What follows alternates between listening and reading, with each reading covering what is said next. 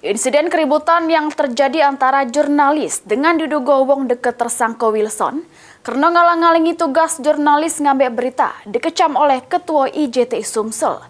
Muhammad Dafin meminta oknum tersebut klarifikasi atau meminta maaf. Ngomong kacau-kacau.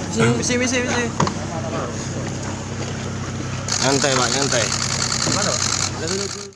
Terkait insiden keributan yang terjadi di parkiran Buri Kejati Sumsel antara jurnalis yang sering melakukan peliputan di Kejati dengan wong yang diduga wong dekat terdakwa Wilson, ditanggapi langsung oleh Ketua Ikatan Jurnalis Televisi Indonesia atau IJTI Sumsel Muhammad Dafin.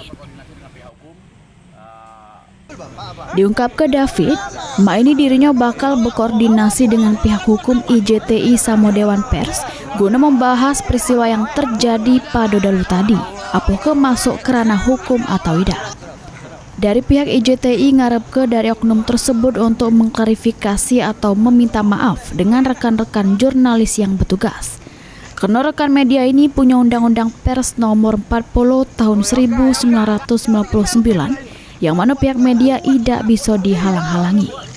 Ditambah ke David, dirinya sangat mengecam perbuatan oknum tersebut karena sudah mengalang-alangi kerja jurnalis. Itu bukan mabel KW. Ya, kita akan berkoordinasi dengan pihak hukum terkait ini, apakah ini ada unsur pidananya atau tidak, dan dia akan berkoordinasi dengan Dewan Pers. Tapi kita di sini meminta oknum tersebut agar segera mengklarifikasi dan meminta maaf kepada rekan-rekan kita yang sedang bertugas tadi malam. Artinya kita mengecam aksi penghalangan itu, Pak? Ya, kita sangat mengecam.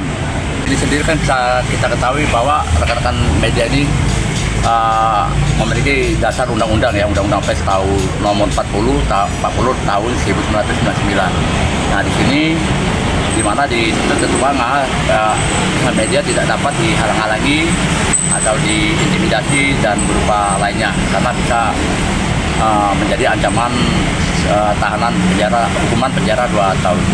Jaksa tidak marah. Mobil itu kan aja. Jaksa tidak marah.